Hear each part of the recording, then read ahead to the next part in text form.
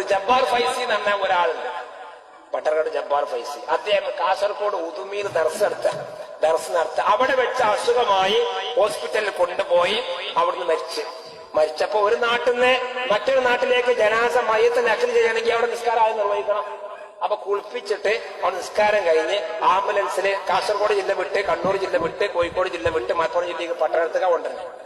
അപ്പൊ മയ്യത്ത് കൊണ്ടുവരുമ്പോ അവിടെ ഖബറൊക്കെ കുഴിച്ചു വെച്ചിട്ടുണ്ട്.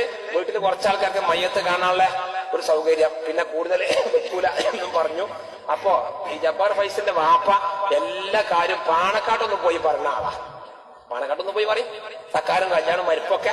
അപ്പൊ നേരെ ആംബുലൻസ് അങ്ങോട്ട് വിടാൻ പറഞ്ഞു. പാണക്കാട്ടിൽ പറ്റും. ഞാൻ പറഞ്ഞു നിങ്ങൾ ഇതിന് മെനക്കറണ്ട, ഞാൻ ഇതിന്റെ വഴി ഞാൻ കണ്ടെത്തിണ്ട്. അങ്ങനെ ഞാൻ അന്ന് ഞാൻ അത്ര തടിയാ. കുറച്ച് കുറയ്ക്കാൻ പറ്റുമോ? അവര് ഇത്ര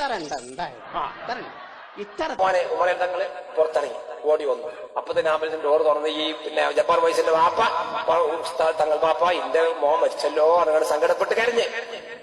അപ്പൊ ഉമർ തങ്ങൾ പറഞ്ഞു ഡോർ തുറക്ക്. ആംബുലൻസിന്റെ ഡോർ തുറന്നു.